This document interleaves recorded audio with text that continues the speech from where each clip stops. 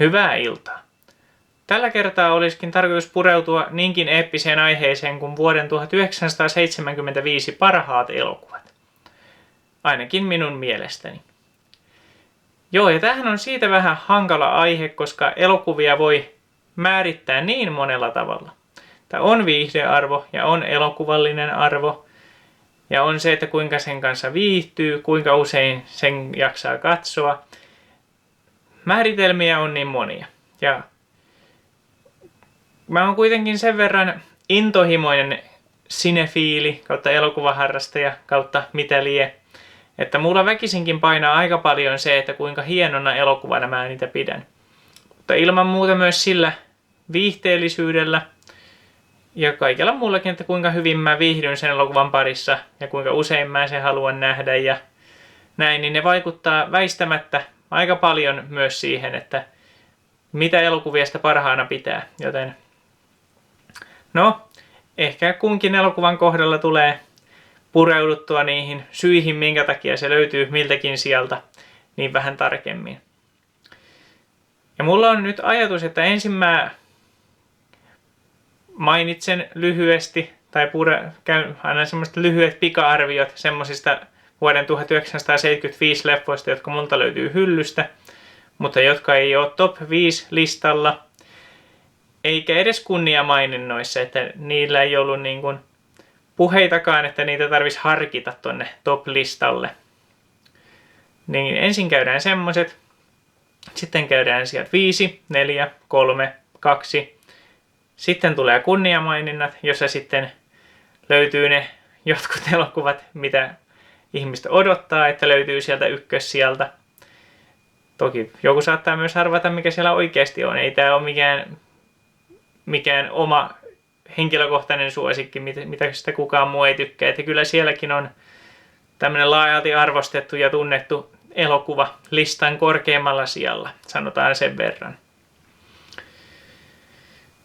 Joo, ja voisahan tässä nyt name-droppailla kaikkia muitakin vuoden 75 hyviä leffoja, mitä on kattonut ja näin, mutta mä ajattelin, että kyllä se tämmöinen elokuvakeräilijänä kertoo jotain, että jos elokuvaa ei hyllystä löydy, niin ei se välttämättä sitten myöskään ole semmoinen, että sitä tällainen henkilökohtaisella suosikkilistalla tarvii välttämättä mainita.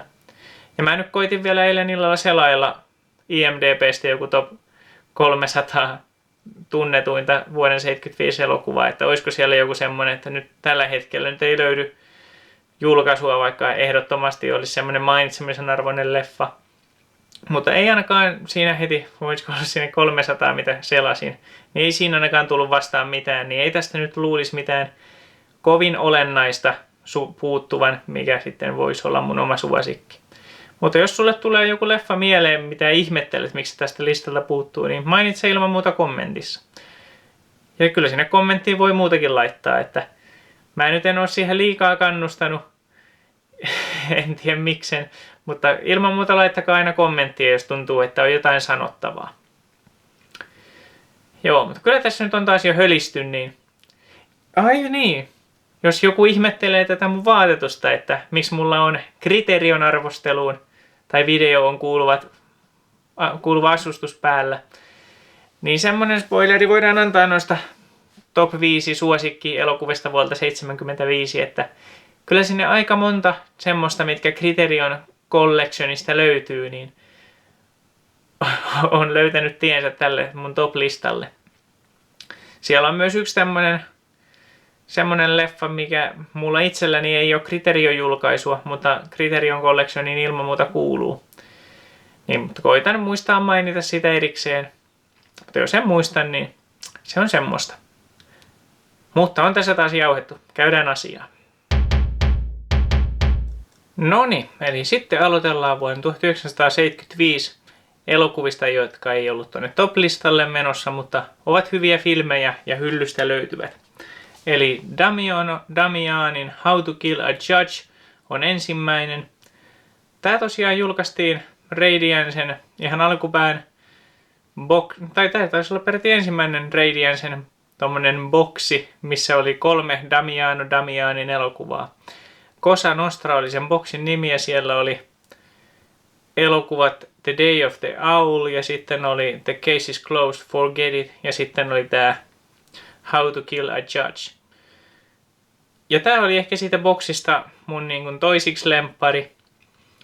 Ja tää on niin kuin noi kaikki Damianin leffat, mitä tähän asti on nähnyt, niin aika tämmönen yhteiskunnallinen, tämmönen italo-krime-elokuva. Ja tosi taitavasti rakennettu ja kerrottu. Ja näissä on aina joku hieno lopputwisti. Ja tässä ei tainnut olla ehkä sillä lailla niin lopputwistiä, mutta eikö oli tässä pieni, mutta tyly loppu Damiano-elokuvan tyyliin. Tai Damiani-elokuvan tyyliin. Hassuko on noin samanlainen etunimi ja sukunimi. Mutta joo, voin kyllä suositella kaikille, joita tuommoinen italialainen rikoselokuva kiinnostaa. Ja Franco Nero tosiaan pääosassa. Että hyvää tekemistä. Voin suositella. Sitten on David Cronenbergin Shivers. Tää on ihan David Cronenbergin uran alkupäästä.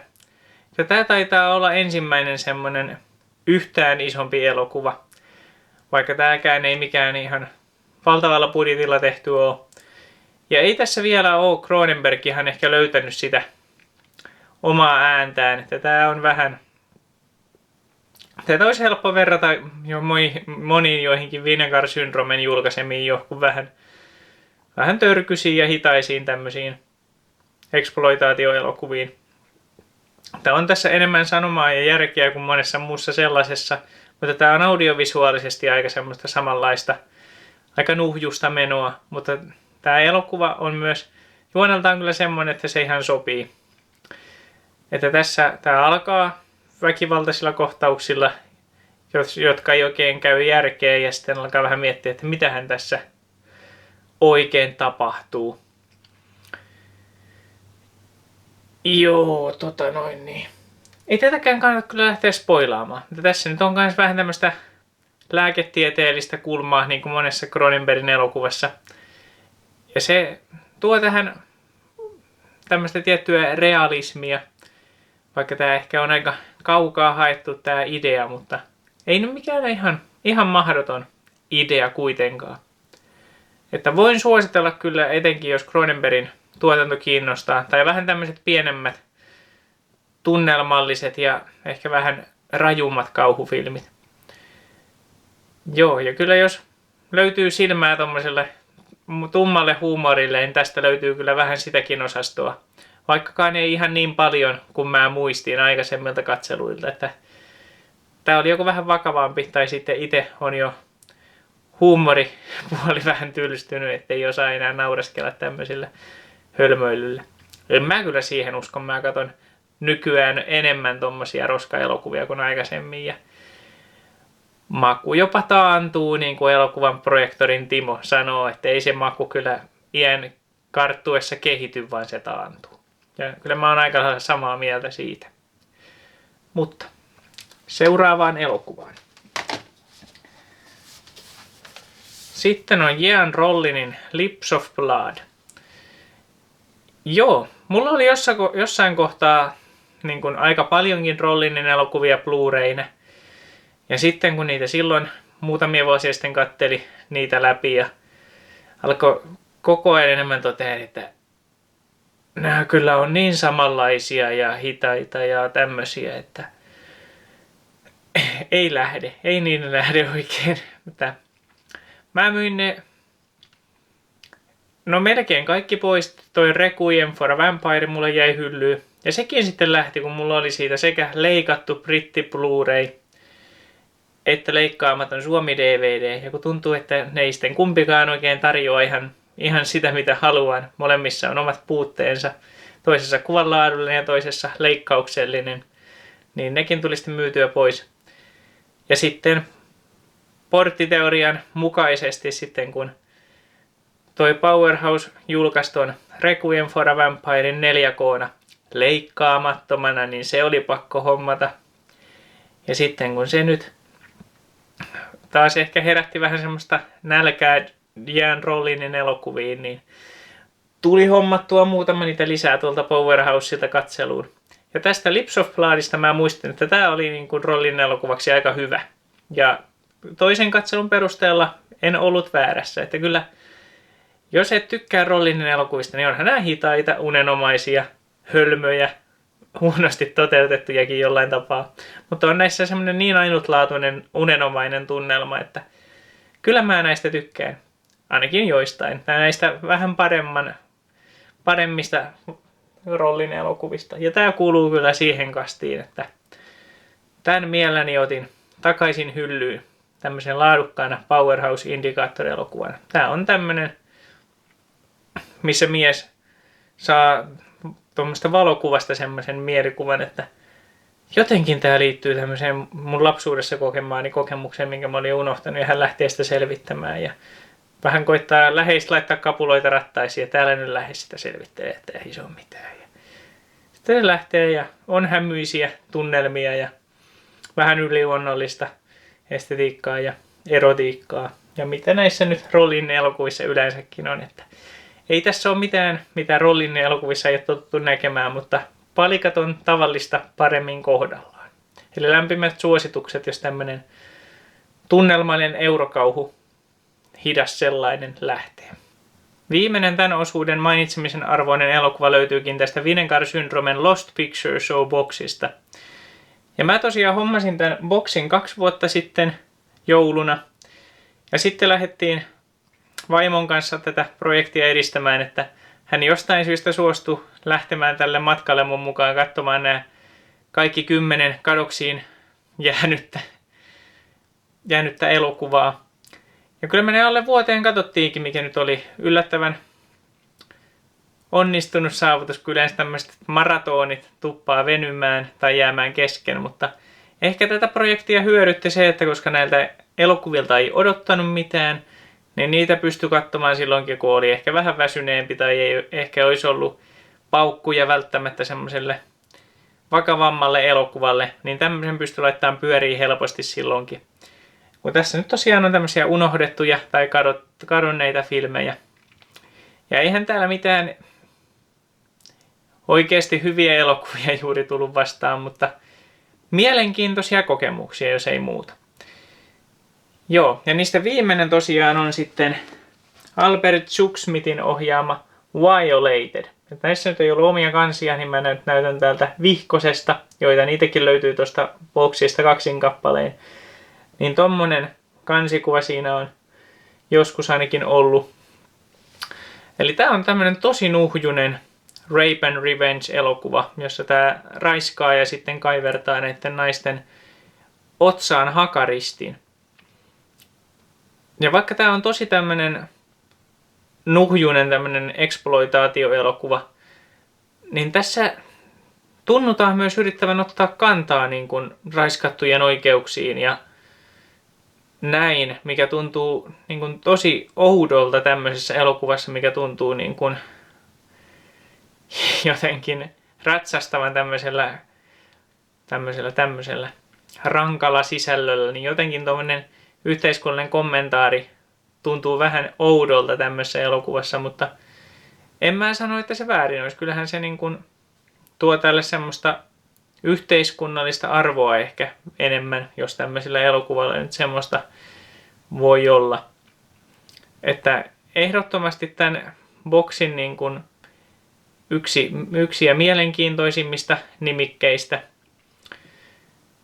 vaikkakaan ei ehkä sieltä viihdyttävämmästä päästä, että tämä oli kyllä oikeasti aika rankka elokuva. Joo, mutta seuraavaksi käydäänkin sitten sinne top-listan kimppuun. Sieltä 5 löytyy Arthur Pennin Night Moves, eli yön siirrot. Ja mä näin tämän ekaa kertaa vasta nyt ihan tässä muutamia viikkoja sitten.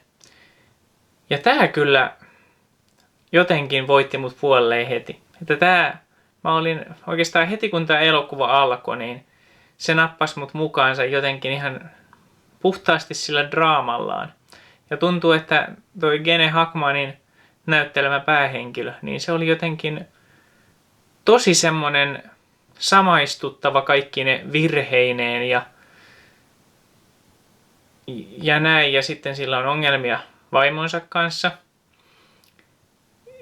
heillä on, täällä vaimolla on toinen mies siinä kierroksessa ja hän saa tietää siitä. Ja sitä sitten puidaan tässä samalla, kun tämä lähtee selvittämään. Hän on siis yksityisetsivä, tämä Hackmanin hahmo.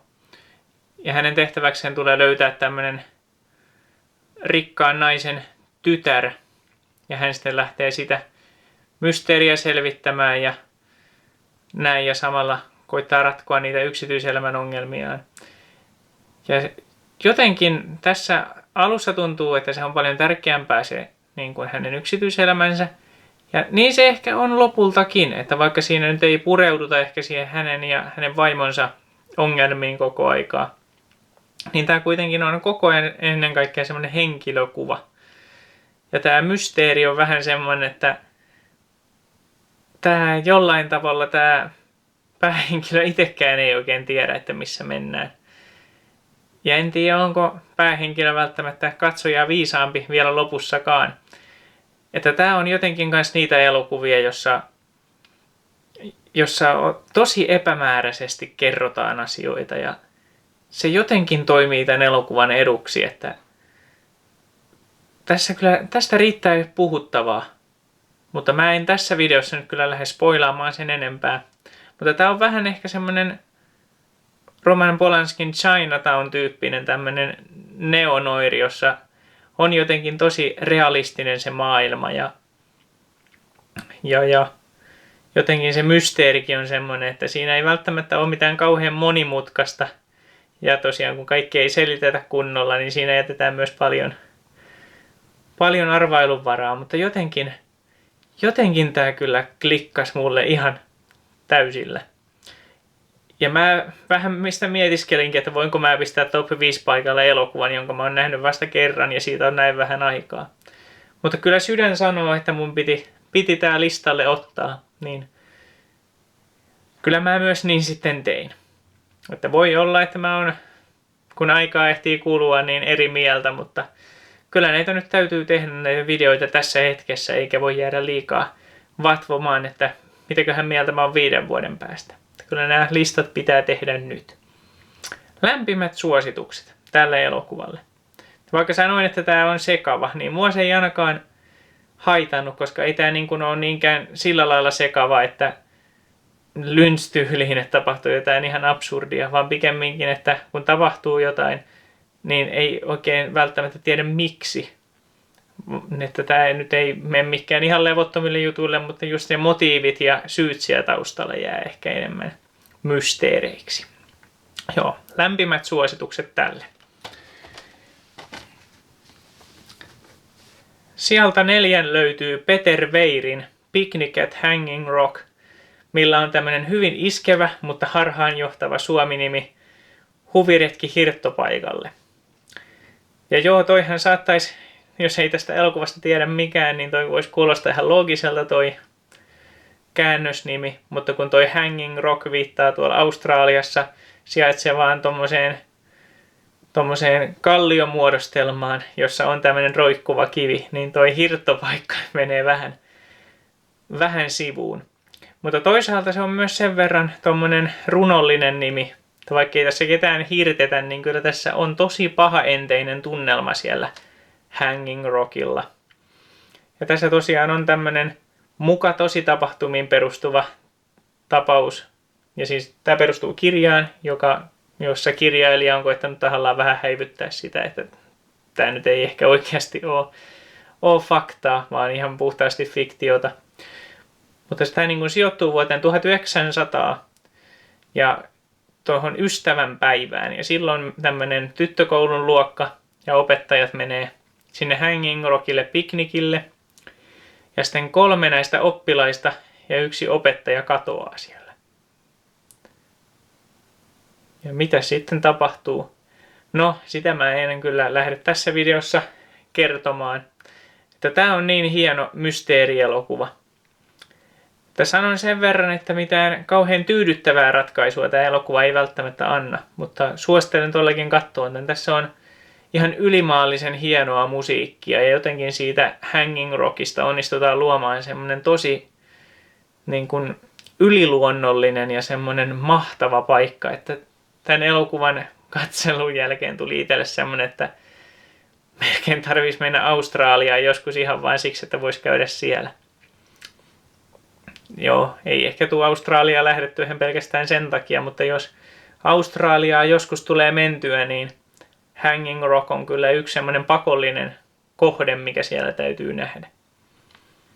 Tää upeat musiikit ja tässä käsitellään todella hienosti niin kuin monia mielenkiintoisia teemoja, mutta tässäkin tapahtuu niin paljon pinnan alla, että tätä olisi hankalakaan mitenkään kovin syvällisesti lähteä edes videolla puimaan. Enkä mä nyt haluakaan. Joo.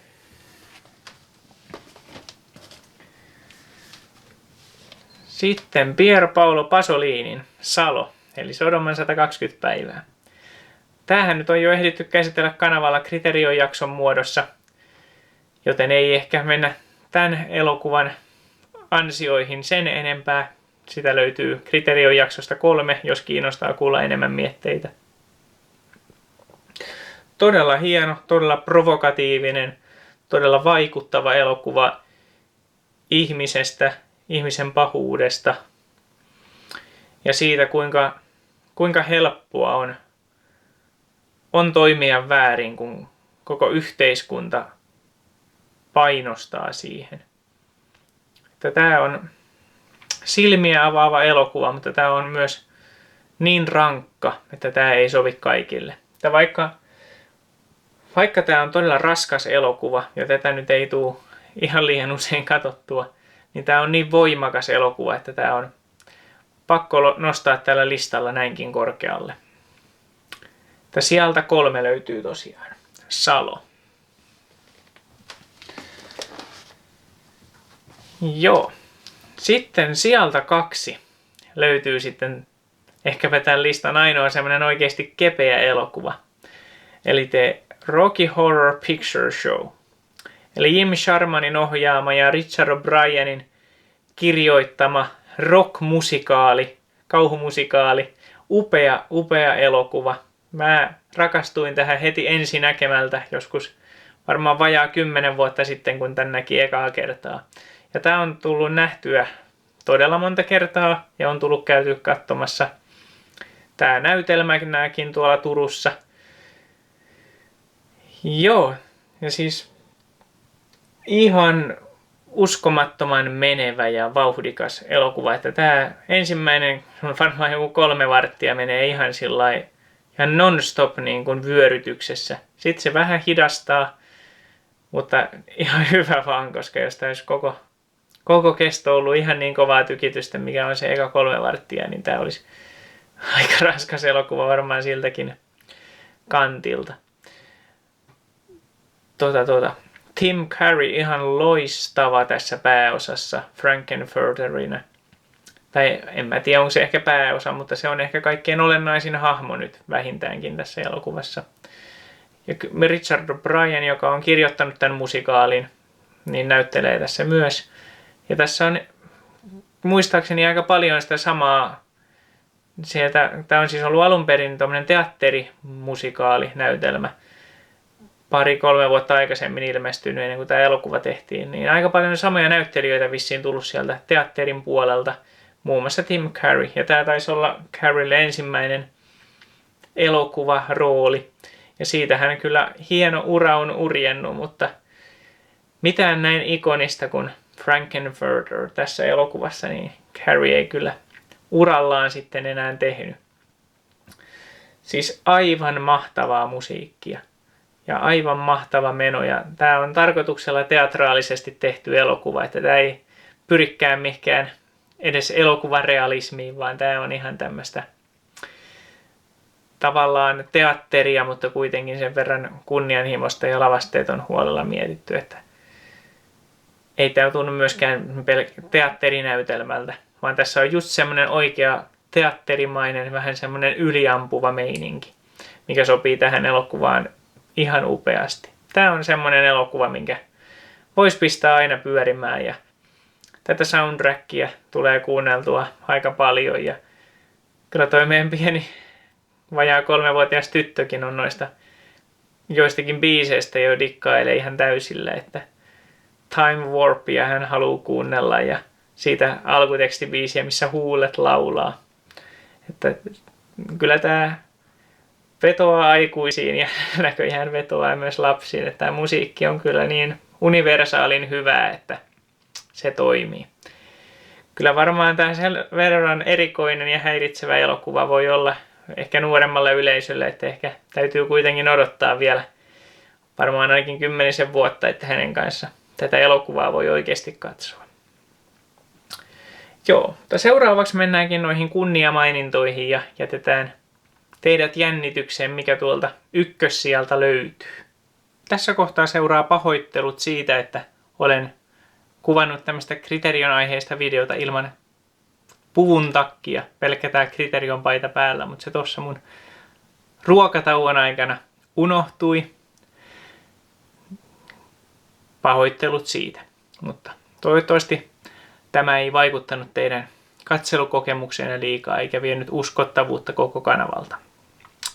Joo, palataan elokuvien pariin. Eli nyt on vuorossa kunniamaininnat.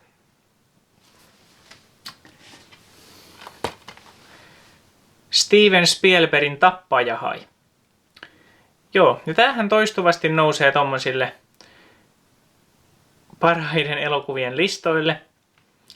Ja en mä halua tältä elokuvalta mitään viedä, että vika on varmaan ennen kaikkea omassa elokuvamaussa, mutta ei tää jotenkin itselle ole semmonen mitenkään käänteen tekevä ja hieno elokuva. Mä toki tunnistan, että tää on elokuva teknisesti upeaa jälkeä ja kyllähän tässä kaikki niin kuin toimii. Ne hahmot on loistavia, jännitettä luodaan hienosti ja kaikkea. Että tää on ehkä jotenkin ennen kaikkea tää juoni ei ole vaan itselle semmonen mitenkään erityisen läheinen, niin ei tää elokuva tonne omille top-listoille sen takia pääse. Joo, mutta no kai tätäkin täytyy vähän puida, vaikka tää on elokuva, mikä varmasti on lähes kaikille tuttu. Eli tässähän heti alussa nähdään, kun no sitä ei ihan suoraan näytetä, mutta miten ehkä Suomi-nimestäkin voi jo päätellä, että Hai sitten tappaa siinä alussa nuoren naisen. Ja sitten kun tästä alkaa tieto leviämään, niin sitten sitä aletaan pikkuhiljaa sitä tappajahaita. Yritetään saada kiinni ja siitä ei tule mitään ja sitten palkataan tämmöinen vanha merikarhu, joka on varma siitä, että kyllä hän sen nappaa. Niin hänet palkataan sitten se tappajahai ottamaan kiinni ja sinne lähtee sitten tämä paikallinen sheriffi ja sitten tämmöinen haitutkija myös mukaan.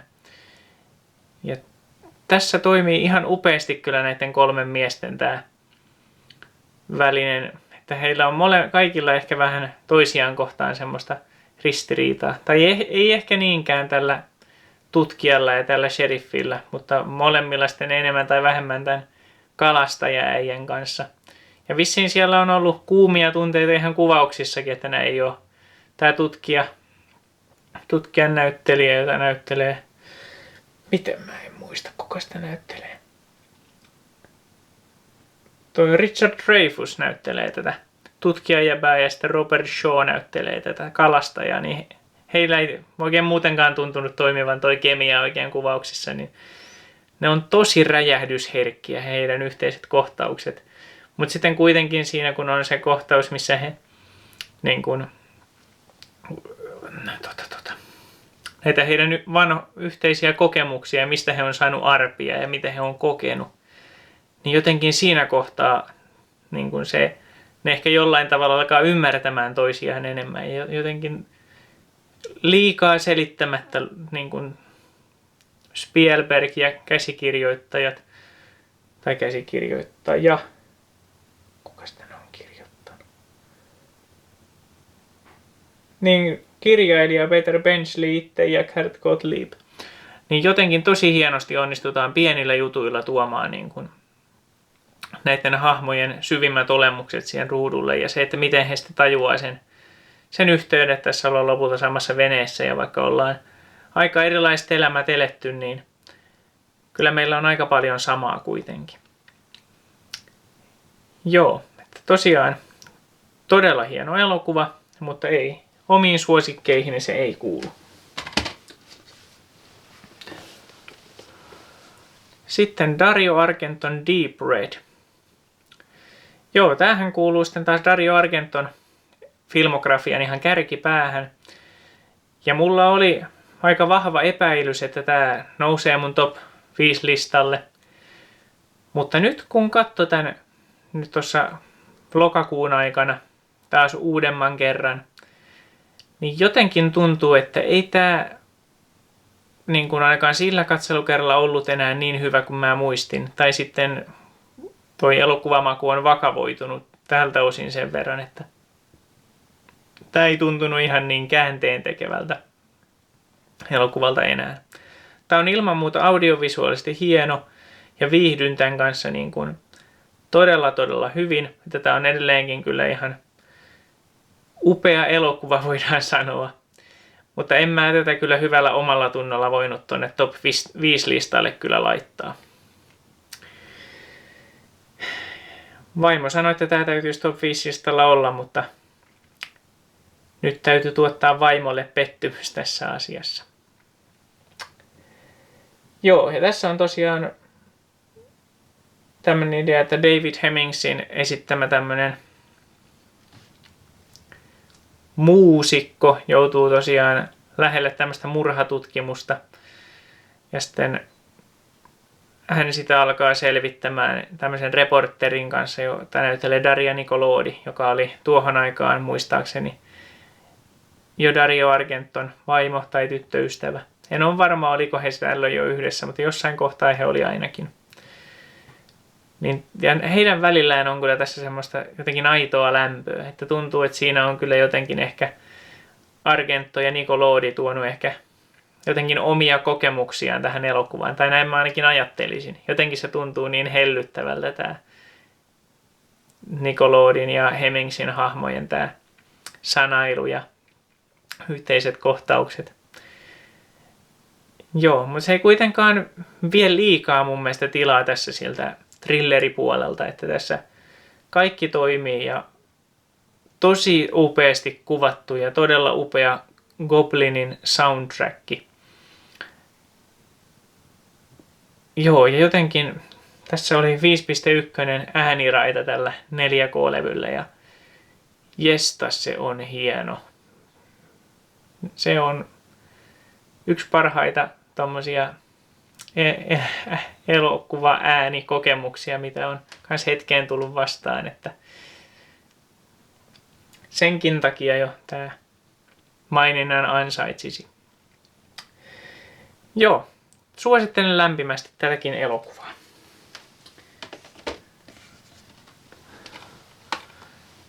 Joo, sitten Michelangelo Antonionin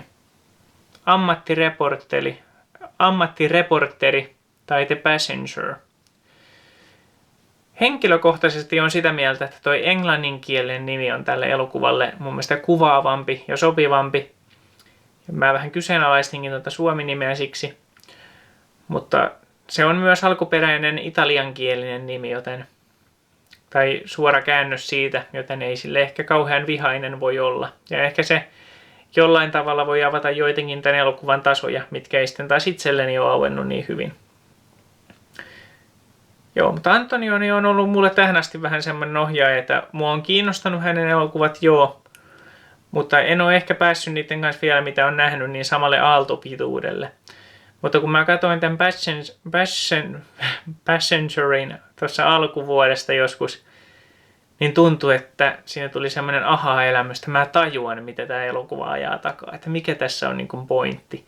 Ei niinkään, että mä ehkä ymmärrän kaikkia sen nyansseja tai teemoja, mutta jotenkin, että on sen kanssa samalla aaltopituudella ja tietää, niin kuin, mikä tässä on se pääasiallinen pointti.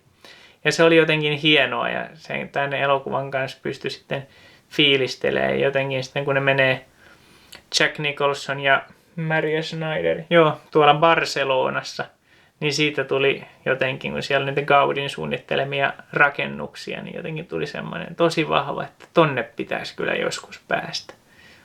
Ai että.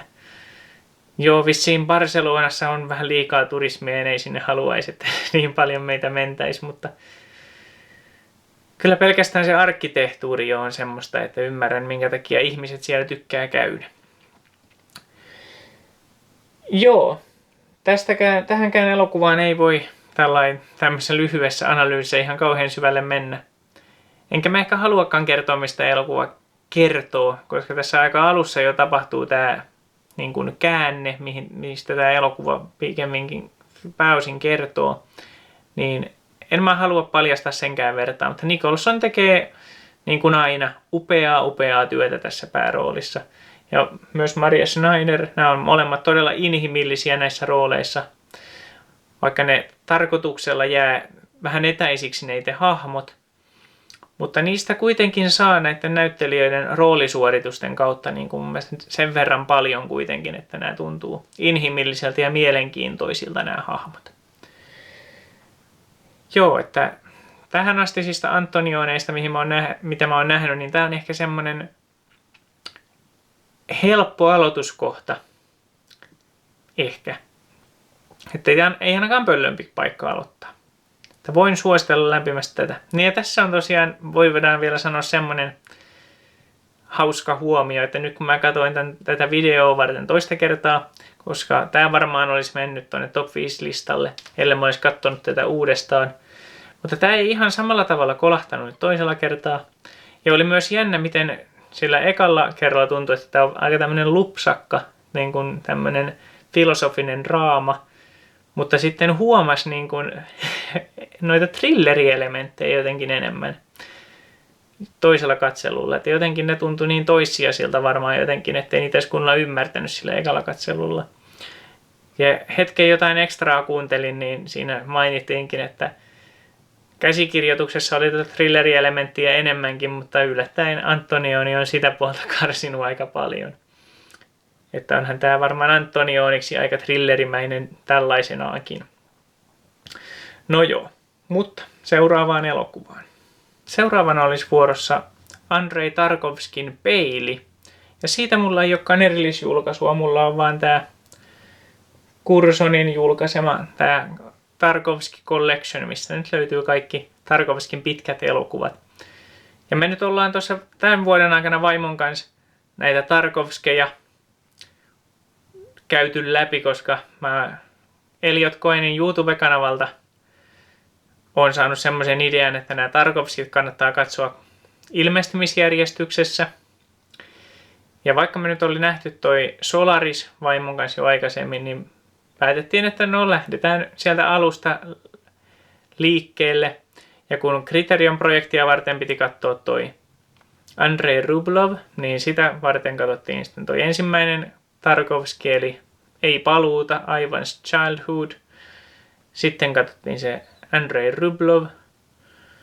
Ja sitten, kun Solaris tästä välistä oli jo katsottuna, ja sitten vielä tälle vuodelle tehtiin näihin vuoden 75 elokuvien mainintoihin, niin vielä sitten katsottiin Peili. Tässä on aika lyhyellä aikavälillä katsottu nyt 3 Tarkovski-elokuvaa. Ja kyllä tämä oli niistä paras, niin kuin jotenkin ehkä odotin ja toivoinkin. Ja vaikka tämä oli tosi hieno ja semmoinen runollinen ja elokuva, niin vähemmän yllättäen tämä oli juonellisesti sen verran sekava ja outo, että ei tätä oikein top-listalle voinut nostaa, kun tuntuu, että en mä tajunnut tätä niin kuin yhtään, että mitä tässä ajettiin takaa. No ei voi sanoa ehkä, että en tajunnut yhtään, mutta en kovin paljon. Että onhan tämä niin kuin ihan upeasti kuvattu ja ehkä jonkun mielestä semmoinen valaistus on huonoa, jos siihen kiinnittää huomiota, mutta tämä on aivan todella upeasti valaistu. Jotenkin kun on se maalaistalo siellä, missä tämä hahmo asuu nuorempana, niin siellä sitten kun on kuvattu siellä mökin sisällä ja sinne tulee auringonvalo sinne mökkiin. Ja jotenkin se, että miten se valo käyttäytyy siellä, niin jotenkin Siis pelkkä se, että miten se valo on siellä mökissä, vaikka ei siinä kuvassa ole mitään muuta. Niin se oli jotenkin niin kuin todella elokuvamaista ja kaunista. Ei, runollista jo ihan se. Ja sitten kun siellä se kamera liikkuu ja siellä palaa se joku lato siellä pellolla. Ja sitten ihan se elokuvan alkupäässä oleva kuva, missä se nainen istuu siinä aidan päällä. Ikoninen kuva tästä elokuvasta. Niin siis jotenkin tämä on tosi runollinen ja kaunis elokuva.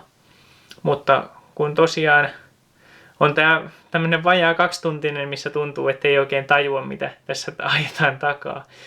Niin ei tätä top-listalle voinut nostaa ainakaan yhden katselun perusteella, mutta tosi kiehtova elokuva. Ja tuun palaamaan tämän pariin kyllä varmasti monesti. Ja mielenkiinnolla kyllä odotan, että milloin tästä tulisi 4K-julkaisu, koska tämä kyllä varmasti hyötyisi 4K-formaatin luomista lisäpikseleistä ja värimaailmasta ennen kaikkea. Tämä on niin upean värinen elokuva.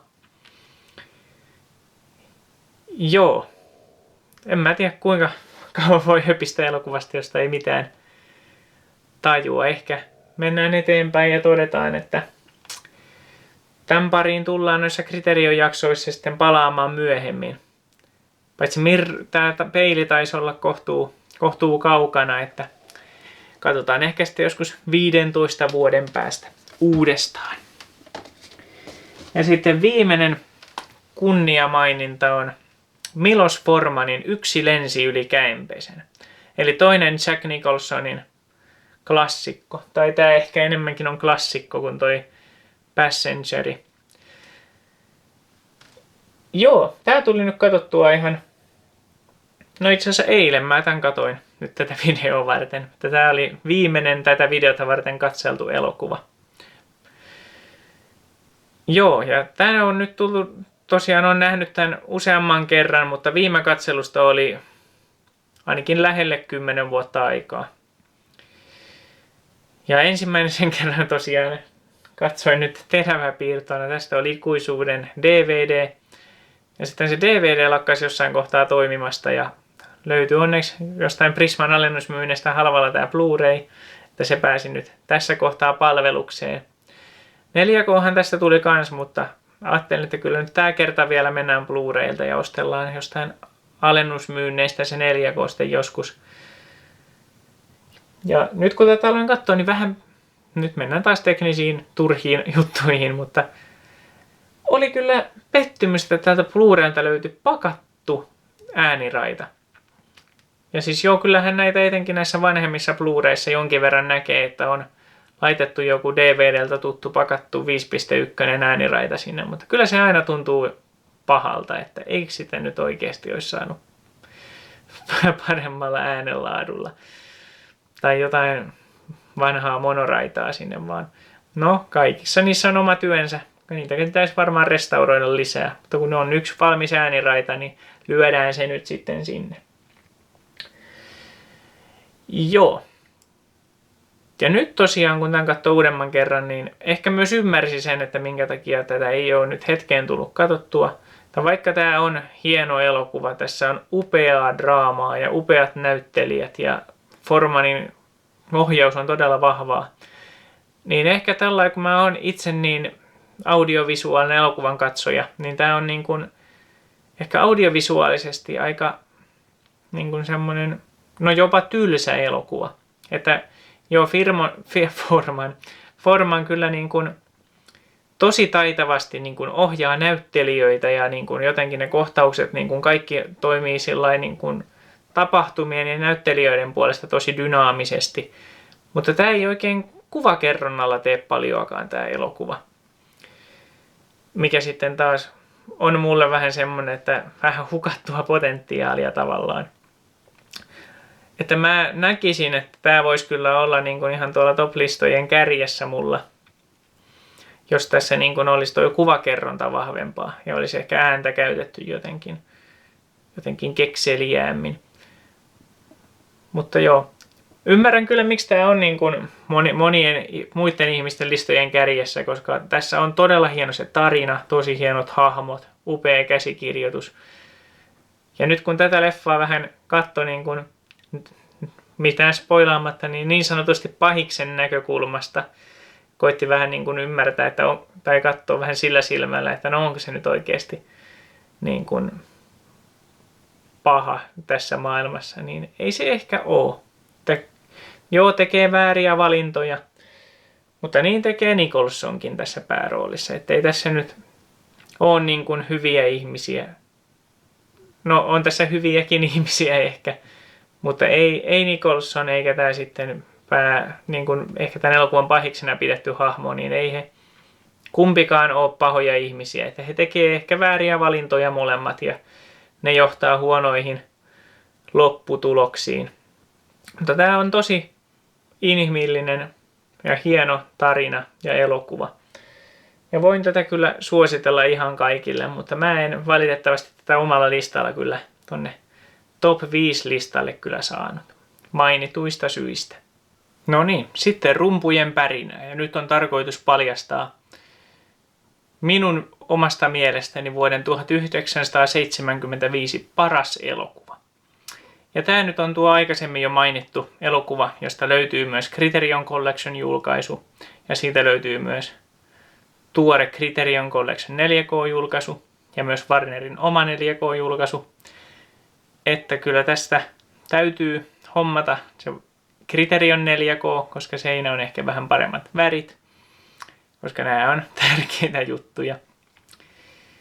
Mutta tätä videoa varten sitä nyt ei hommattu, koska välillä täytyy pitää järki päässä ja miettiä, että mitkä elokuvat on semmoisia, mitä päivitetään ja milloin. Joo. Pidemmittä puheitta. Stanley Kubrickin Barry Lyndon. Tää on Stanley Kubrickin tuotannosta semmonen elokuva, joka jää täysin perusteetta niin kuin vähemmälle huomiolle. Että tää on aivan fantastinen tarina tämmöisestä miehestä,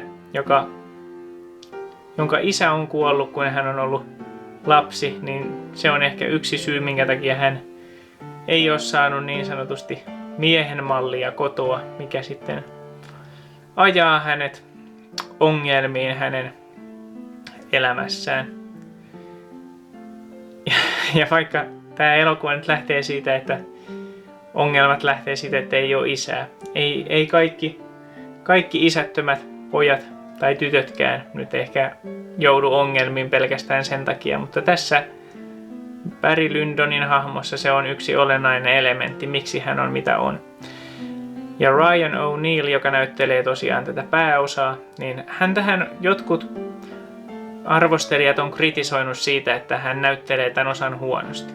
Mutta eihän kyse ole yhtään siitä, vaan kyse on siitä, että tämä hahmo on niin kuin sellainen, jolla on hankaluuksia niin kuin, myös näyttää tunteita, mutta luulen, että myös jollain tavalla kokea niitä oikein. Ja hän ei osaa välttämättä semmoisissa tilanteissa toimia normaalisti, mitä yleensä ehkä ajatellaan. Että tässä häntä kuljetetaan niin kuin tapahtumasta toiseen ja heti alkupuolella on tämmöinen kohta, missä hänet ryöstetään ja sitten kun hän ei tiedä, mitä hän nyt sitten elämällään tekisi, niin sitten hän näkee armeijan miehiä ja sitten siinä on värväyskoju.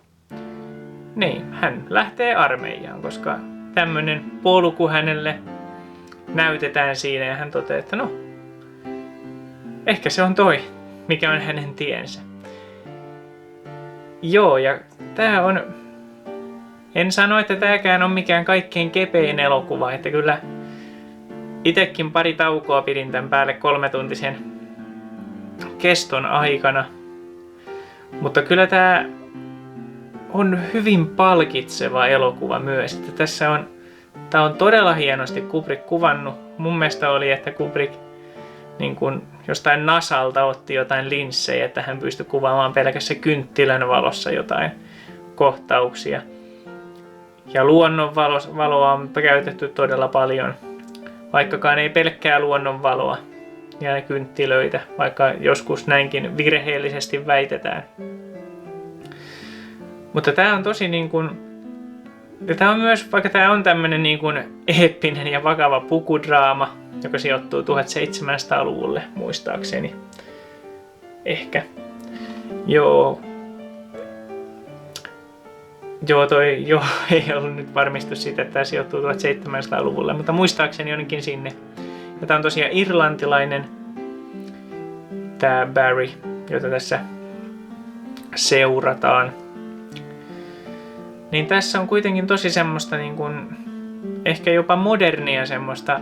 Tässä on tämmöinen kertojääni, joka vähän kommentoi näitä juttuja ja sitten kun on tulossa joku käänne, joku dramaattinen käänne, niin ennen sitä sitten kertojääni tyynesti kertoo, että näinkin sitä tuli tapahtumaan ja näin oli tarkoitettu. Ja sitten odotetaan joku 10 minuuttia ennen kuin tämä traaginen käänne tulee, mistä kertojääni on juuri kertonut. Että tässä on jotenkin tosi myös semmoista kekseliästä ja nokkelaa. Semmoista, että tämä ei ole yhtään niin vakava elokuva kuin miltä ehkä päälle päin näyttää. Joo, ja mä nyt oon tämän 2 kertaa nähnyt.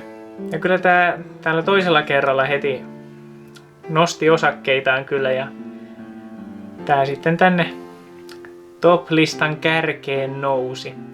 Ja musiikin käyttö on niin kuin oikeastaan kaikissa Kubrickin elokuvissa niin ihan loistavaa. Tässä käytetään paljon noita samoja kappaleita, että ne soi monessa eri yhteydessä. Mutta ne sopii niin kuin aivan täydellisesti tähän elokuvaan. Ja tää yksi teemakappale, onko se nimi Sarabande ehkä, niin se soi mulla todella paljon päässä. Varmaan siitä lähtien, kun tämän elokuvan nähnyt, niin enemmän tai vähemmän aina välillä soinut päässä. Että tää on niin kuin... Et mä tästäkään ehkä halua liikaa paljastaa, mutta koitan teitä nyt vakuuttaa, että tää on semmoinen elokuva, mitä jätetään ihan syyttä niin kuin Kubrickin tuotannossa sinne unohdettuun päätyyn. Mutta ymmärrän myös sen, että ei tää ihan kaikkia varten ole. Että kyllä tää kuitenkin on pitkä elokuva, vakava elokuva ja sitten... No ei ehkä siinä mielessä vakava, mutta ehkä vähän semmonen raskas. Että ei tää niin kuin kepeimpiä Kubrickeja ole missään nimessä. Että ehkä... No, ehkä 70-luvun jälkeen tehdyistä Kubrickeista kyllä ehdottomasti raskain omasta mielestäni. Tai 70-luvullakin tehdyistä.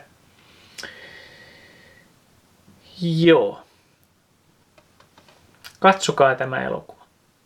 On se sitten täältä Warnerin Blu-raylta, mikä on ihan asiallinen julkaisu edelleen. Tai sitten 4K:lta, tai vaikka DVDltä, tai striimistä. Ihan mistä vaan. Kyllä tää kannattaa katsoa. No niin, siinä tuli semmonen pieni läpileikkaus vuoden 1975 elokuviin. Ja kyllähän siinä vuonna 1975 on tehty aika paljon hyviä leffoja. Ja mitenkähän nyt kaikki vuoden 1975 elokuvat ei tälle listalle ole voinut mahtua. En ole kaikkia nähnyt ja kaikki ei sitten ole itselle niin tärkeitä välttämättä, että ne tähän listalle löytäisi tiensä. Joo, ja kyllä mä ajattelin, että tästä tulee tämmönen jokavuotinen perinne nyt tästä eteenpäin, että aina vuoden lopulla tai milloin nyt saankaan asiat semmoiseen jamaan, että on 50 vuotta sitten julkaistut elokuvat katsottua ainakin jollekin jamalle, että niistä pystyy tämmöisen top-listauksen tekemään, niin tällaista videoa voi sitten loppuvuonna 2026 odotella vuoden 76 elokuvista. Mutta ei siinä mitään. Jouluna tulee jonkinlainen tommonen jouluspesiaali. Ei ehkä mikään semmonen yhteen tiettyyn elokuvaan paneutuva, vaikka ehkä voi olla, että mä sinne jonkun legendaarisen jouluklassikon pika-arvion mahdutan, mutta ehkä tommonen vähän kepeempi tommonen jutustelujakso ja ehkä pientä unboxailuakin. Täytyy larpata vähän elokuvien saamista joululahjaksi, kun harvemmin niitä pakettiin löytyy. Kuulemma hankala ostaa joululahjaksi elokuvia jostain syystä. En tiedä, onko onko niitä elokuvia niin paljon vai onko niin tarkka, mikä julkaisu pitää olla vai mistä johtuu. Mutta kuulemma hankalaa on ostaa mulle joululahjaksi elokuvia. Joo, mutta ei kai tässä. Hyvää joulun odotusta ja palataan jälleen asiaan.